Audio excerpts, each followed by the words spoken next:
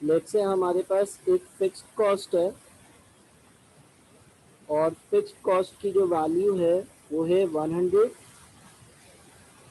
फिर हमारे पास variable cost per unit, variable cost per unit जो है वो है 20। फिर हमारे पास हमारी सेलिंग प्राइस है। सेलिंग प्राइस एक यूनिट की जो है वो है लेट्स से 45। और अगर मुझे ब्रेक इवन चार्ट या ब्रेक इवन ग्राफ बनाना है तो वो कैसे बनाऊंगा ये मैं देखता हूँ। देखो, अगर मेरी सेलिंग प्राइस जो है वो 45 है और मेरी जो वेरिएबल कॉस्ट पर यूनिट है वो 20 है, तो मेरी जो कंट्रीब्यूशन पर यूनिट की वैल्यू होगी, जो मेरे कंट्रीब्यूशन पर यूनिट की वैल्यू होगी वो होगी 25। बिकॉज कंट्रीब्यूशन पर यूनिट कैसे आता है, सेलिंग प्राइस में से मैं अपना वेरिएबल कॉस्ट पर यूनिट को माइनस करता हूँ तो कंट्रीब्यूशन पर यूनिट आ जाता है।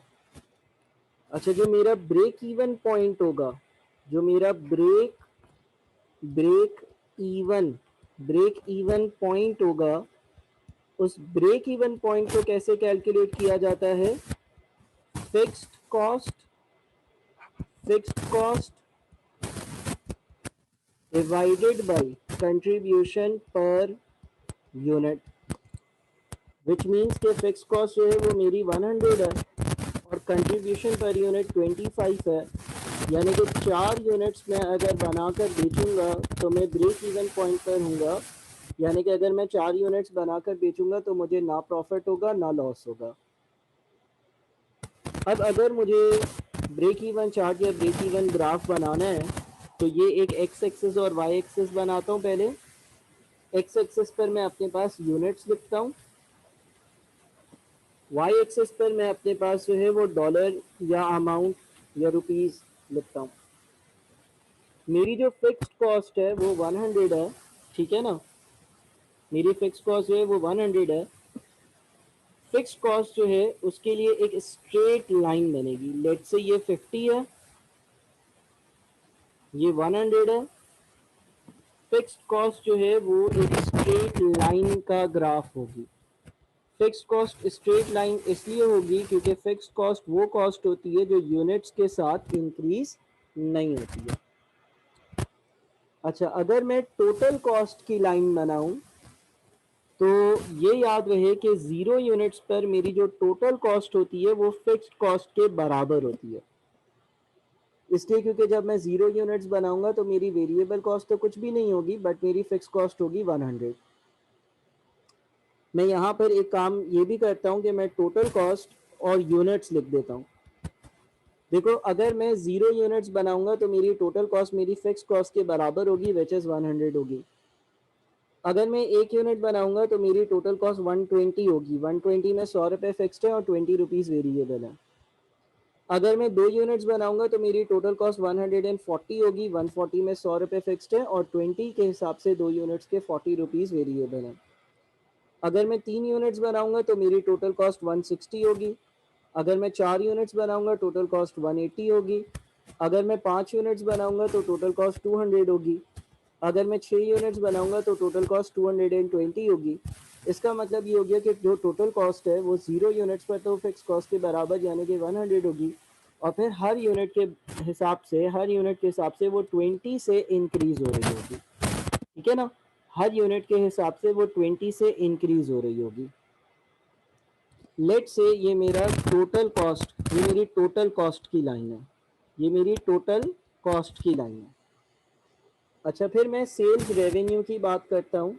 अगर मैं सेल्स रेवेन्यू की बात करूँ तो मैं फॉर एग्जांपल अगर 0 यूनिट्स बनाऊंगा और एक यूनिट मैं 45 का बेचता हूँ, अगर मैं एक यूनिट 45 का बेचता हूँ तो 0 यूनिट्स पर मेरा जो सेल्स रेवेन्यू होगा वो 0 होगा। अगर मैं एक यूनिट बेचूंगा तो 45 के हिसाब से मेरा सेल्स रेवेन्यू 45 होगा। अगर मैं 2 यूनिट्स बेचूंगा तो मेरा सेल्स रेवेन्यू 90 होगा।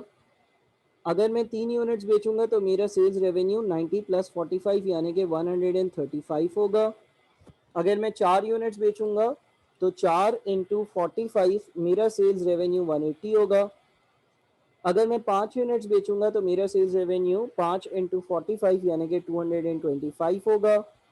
अगर मैं 6 यूनिट्स बेचूंगा तो मेरा सेल्स रेवेन्यू 6 मल्टीप्लाइड बाई 45, और 6 मल्टीप्लाइड बाई 45 कितना बनता है, 270 होगा। ठीक है ना। तो जब मैं सेल्स रेवेन्यू इसी ग्राफ पर सेल्स रेवेन्यू की लाइन बनाऊंगा तो सेल्स रेवेन्यू का जो ग्राफ है ना वो 0,0 से स्टार्ट होता है। 0,0 से क्यों स्टार्ट होता है, इसलिए 0,0 से स्टार्ट होता है बिकॉज जब आप 0 यूनिट्स बना रहे होते हो तो आपका सेल्स रेवेन्यू भी 0 होता है बिकॉज आप एक भी यूनिट बेच नहीं रहे। इसके बाद 1 यूनिट बेचोगे तो सेल्स रेवेन्यू 45 होगा बिकॉज सेलिंग प्राइस 45 है। 2 यूनिट्स बेचोगे तो सेल्स रेवेन्यू 90 होगा। 3 यूनिट्स बेचोगे तो 135 होगा। सेलिंग प्राइस अगर 45 है तो इसी हिसाब से सेल्स रेवेन्यू आपका इंक्रीज होता रहेगा। सेल्स रेवेन्यू की अगर मैं लाइन बनाऊंगा ना तो सेल्स रेवेन्यू की लाइन कुछ इस तरह से बन रही होगी। ये मेरी सेल्स रेवेन्यू की लाइन है। तो मैंने 3 लाइंस एक ही ग्राफ पर बनाई। मैं इन लाइंस को दोबारा से समझा देता हूँ। हमारी एग्जाम्पल के हिसाब से हमारी जो फिक्स्ड कॉस्ट है वो 100 है, यानी कि ये वो कॉस्ट है जो जितने भी यूनिट्स बना लूँ मुझे पे करनी ही करनी है। तो फिक्स कॉस्ट की जो लाइन होती है ना वो एक स्ट्रेट लाइन होती है parallel to x axis, because fix cost कभी भी इंक्रीज या डिक्रीज नहीं होती है। उसके बाद मैंने ग्रीन वाली लाइन जो है वो टोटल कॉस्ट की बनाई है। वो कैसे बनाई है, अगर मैं 0 यूनिट्स बनाकर बेचूंगा तो मेरी कोई वेरिएबल कॉस्ट तो नहीं होगी, बट मुझे 100 रुपये की फिक्स कॉस्ट पे करना पड़ेगी। अगर मैं 1 यूनिट बनाऊंगा तो मेरी 100 रुपये की फिक्स कॉस्ट होगी और 1 यूनिट की 20 रुपये की वेरिएबल कॉस्ट होगी। अगर मैं 2 यूनिट्स बनाऊंगा तो मेरी 100 रुपये की फिक्स कॉस्ट होगी और 2 यूनिट्स की 20 रुपये के हिसाब से 40 रुपये की वेरिएबल कॉस्ट, यानी कि टोटल 140 रुपये की कॉस्ट होगी। अगर मैं 3 यूनिट्स बनाऊंगा तो 100 रुपये की फिक्स कॉस्ट और 3 यूनिट्स की 20 रुपये के हिसाब से 60 रुपीज़ की वेरिएबल कॉस्ट, यानी कि 160 की टोटल कॉस्ट होगी। यानी कि जो टोटल कॉस्ट की लाइन होती है वो यूनिट्स के साथ इंक्रीज होती रहती है, बट स्टार्ट कहाँ से होती है, स्टार्ट होती है फिक्स्ड कॉस्ट वाले पॉइंट से। फिक्स कॉस्ट वाले पॉइंट से इसलिए स्टार्ट होती है बिकॉज जब आप 0 यूनिट्स बनाते हो तो फिक्स कॉस्ट तो आपको पे करनी ही करनी है, और उसके बाद जितने ज़्यादा यूनिट्स बनाओगे उतनी ये कॉस्ट आहिस्ता आहिस्ता इंक्रीज होती रहेगी। ठीक है। अच्छा, उसके बाद फिर मैंने जब टोटल कॉस्ट की लाइन बना ली तो टोटल कॉस्ट की लाइन बनाने के बाद मैंने एक और लाइन बनाई जो कि मेरे सेल्स रेवेन्यू की लाइन थी। सेल्स रेवेन्यू की लाइन जो है वो ब्लू वाली थी। सेल्स रेवेन्यू की लाइन मैंने 0,0 से स्टार्ट कर और ऊपर बनाई, इसलिए क्योंकि जब मैं एक भी यूनिट नहीं बेचूंगा तो सेल्स रेवेन्यू 0 होगा बिकॉज सेलिंग प्राइस 45 है, मल्टीप्लाइड बाई 0 इज 0। 1 यूनिट बेचूंगा तो सेल्स रेवेन्यू 45 होगा, 1 इंटू 45। 2 यूनिट्स बेचूंगा तो सेल्स रेवेन्यू 45 इंटू 2 90 होगा। 3 यूनिट्स बेचूंगा तो सेल्स रेवेन्यू 45 इंटू 3 135 होगा। 4 यूनिट्स बेचूंगा तो सेल्स रेवेन्यू 45 इंटू 4 यानी कि 180 होगा। 5 यूनिट्स बेचूंगा तो सेल्स रेवेन्यू 45 इंटू 5 225 होगा। 6 यूनिट्स बेचूंगा तो सेल्स रेवेन्यू 45 इंटू 6 यानी कि 270 होगा। अच्छा जी, अब सर ब्रेक इवन पॉइंट कहाँ होगा इस ग्राफ पर। ये बात याद रहे कि ब्रेक इवन पॉइंट वो पॉइंट होता है जहाँ पर कंपनी को ना प्रॉफिट हो रहा हो ना लॉस हो रहा हो। ब्रेक इवन पॉइंट की 2 कंडीशंस होती हैं। ब्रेक इवन पॉइंट की कंडीशन पहली ये होती है कि ब्रेक इवन पॉइंट पर कंपनी का जो प्रॉफिट होता है वो ज़ीरो होता है। ब्रेक इवन पॉइंट पर कंपनी का जो प्रॉफिट होता है वो ज़ीरो होता है। दूसरी जो कंडीशन ब्रेक इवन पॉइंट की होती है वो ये होती है कि ब्रेक इवन पॉइंट पर sales revenue is equals to total cost, यानी कि कंपनी का सेल्स रेवेन्यू और कंपनी की टोटल कॉस्ट एक दूसरे के बराबर होती है। इसका मतलब इस कंपनी की अगर हम बात करें, अगर कोई बोले इस कंपनी का ब्रेक इवन पॉइंट कहाँ है, तो मैं बोलूंगा इस कंपनी का ब्रेक इवन पॉइंट जो है ना वो 4 यूनिट्स पर है। बिकॉज जब कंपनी 4 यूनिट्स बनाती है तो कंपनी का सेल्स रेवेन्यू भी 180 है और कंपनी की जो कॉस्ट है वो भी 180 है। कंपनी कुछ नहीं कमाती। और ब्रेक इवन पॉइंट का जो फॉर्मूला था उससे भी हमारे पास जो आंसर आ रहा था वो 4 यूनिट्स ही आ रहा था, यानी कि अगर आप 4 यूनिट्स बनाकर बेचोगे तो आपको ना प्रॉफिट होगा ना लॉस होगा। अच्छा, ब्रेक इवन पॉइंट ग्राफ पर कहाँ है, ब्रेक इवन पॉइंट ग्राफ पर ये वाला पॉइंट है जिस पॉइंट पर ब्रेक इवन पॉइंट ग्राफ पर ये वाला पॉइंट है जिस पॉइंट पर सेल्स रेवेन्यू टोटल कॉस्ट के बराबर है। कंपनी के जितने एक्सपेंसेस हैं उतना ही कंपनी का सेल्स रेवेन्यू है, इसलिए कंपनी कुछ भी नहीं कमा रही। अच्छा, ब्रेक इवन पॉइंट से पहले कंपनी के प्रॉफिट्स या लॉसेस कितने होंगे? देखो, जब कंपनी 0 यूनिट्स बना के बेच रही थी तो कंपनी को फिक्स कॉस्ट पे करनी ही करनी थी, यानी कि कंपनी को 100 रुपए का लॉस हो रहा था।